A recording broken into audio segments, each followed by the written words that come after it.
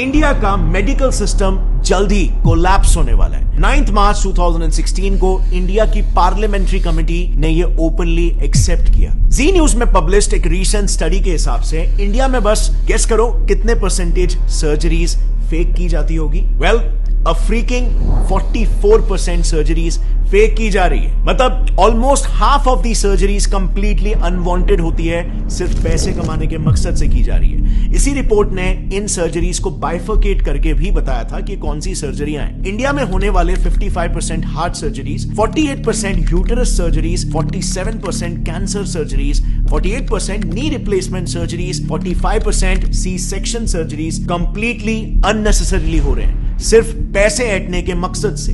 Reason सिर्फ और सिर्फ एक, कॉर्पोरेटाइजेशन ऑफ हॉस्पिटल्स, यानी कि हॉस्पिटल्स को भी कॉर्पोरेट कंपनीज की तरह टारगेट और प्रॉफिट सेंट्रिक बना देना। एक काफी इंटरेस्टिंग रिसर्च पेपर है जिसमें रिसर्चर्स ने महाराष्ट्र के टॉप हॉस्पिटल्स के 43 specialist doctors, senior government x officials और कॉर्पोरेट हॉस्पिटल्स के मैनेजर्स को तक इंटरव्यू किया, ताकि वो इन हॉस्पिटल्स में जो कंपनीज की तरह ही टारगेट बेस्ड स्ट्रक्चर चल रहा है उसे पब्लिकली एक्सपोज कर पाए।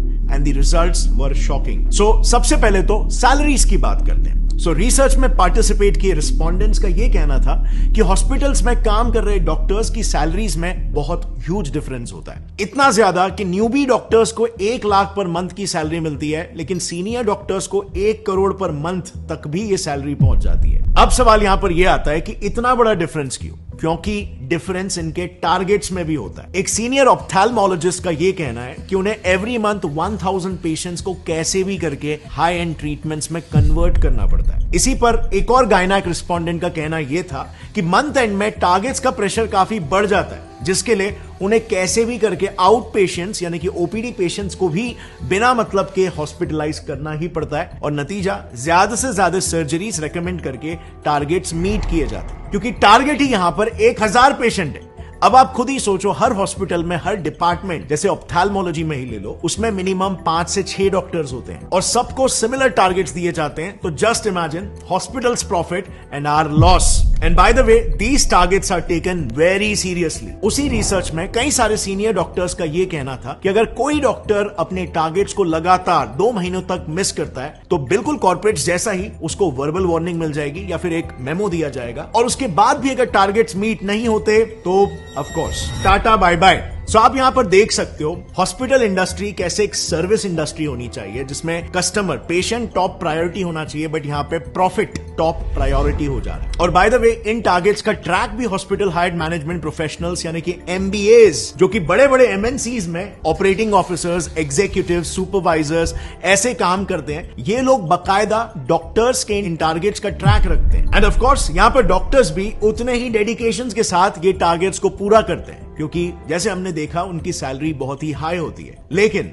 उनका ये high paying job mostly contractual basis पर होता है, एंड सो उस कॉन्ट्रैक्ट को रिन्यू कराने के लिए और उनका न्यू पे स्केल डिसाइड करने के लिए उनके पिछले साल के टारगेट्स को देखा जाता है, जो अनफॉर्चुनेटली इन डॉक्टर्स को फोर्स कर देता है इलीगल स्कैम्स तक करने के लिए। नाउ, मेडिकल फील्ड के इलीगल प्रैक्टिसेस को थरली समझने के लिए हमने ये सारा इंफॉर्मेशन 2 काफी प्रोमिनेंट डॉक्टर से लिया है। पहला है Padma Bhushan and Padma Vibhushan awardee doctor BM Hegde, जो उन्होंने एक आर्टिकल लिखा था, उस आर्टिकल का रेफरेंस है। और दूसरा रेफरेंस हमने लिया है एक बुक से called Dissenting Diagnosis by doctor Arun Gadre and doctor Abhay Shukla. लेकिन काफी ढूंढने के बावजूद भी हमें यह बुक ऐसे पब्लिकली अवेलेबल नहीं मिली, लेकिन हमें बिजनेस इनसाइडर का एक आर्टिकल मिल गया जिसमें उस बुक के कुछ मेन एक्सर्प्ट्स अवेलेबल है। Starting with the first scam, जो इतना घिनौना है कि इंसानियत भी काइंड ऑफ शर्मा जाए। Keeping dead patients alive.